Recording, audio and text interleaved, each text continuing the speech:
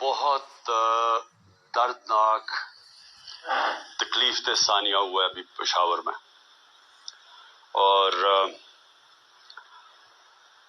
دہشت گردی کے اوپر پھر سے بات چیت شروع ہو گئی۔ ایک وقت پہ بہت بڑا موضوع تھا دہشت گردی، اور پھر آہستہ آہستہ نیچے گیا، اور اب پھر چند مہینوں سے پھر سے اوپر آ گیا۔ تو میں نے اس لیے کہا کہ پہلے تو میں اپنی قوم سے بات کرنا چاہتا ہوں، لیکن سب سے پہلے دہشت گردی کے اوپر، اور خاص طور پہ جو پختونخوا کی پولیس ہے، ماضی میں بھی یہ قربانیاں دیتے رہے۔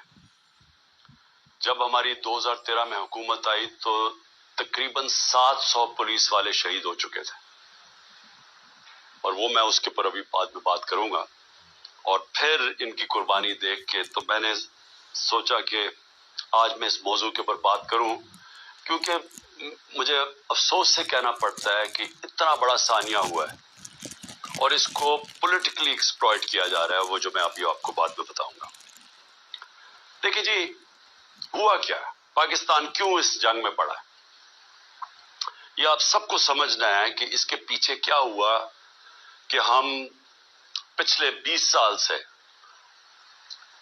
ایک عذاب میں پڑے ہوئے ہیں، اور بیچ میں پیریڈ آیا کہ جس میں دہشت گردی بالکل نیچے آ گئی۔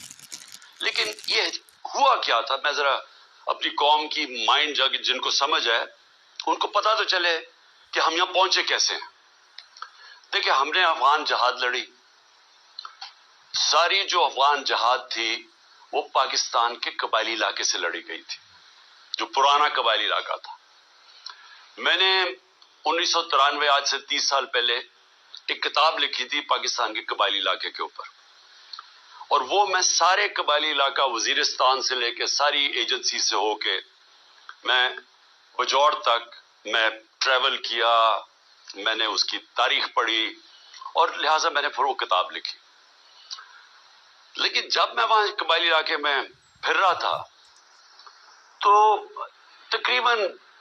جتنے بھی میں حجرے جاتا تھا، زیادہ تر ان حجروں میں تصویر لگی ہوتی تھی ایک نوجوان کی، اور ہار اس کے گلے میں ڈالا ہوتا تھا۔ تو جب پوچھتے تھے تو وہ بڑے فخر سے کہتے تھے کہ اس نے شہادت لی ہے سوویت یونین ان کی جو فوجوں کے خلاف لڑتے ہوئے افغانستان میں۔ تو یہاں سے مجاہدین بھی جاتے تھے، جو باہر سے ہم نے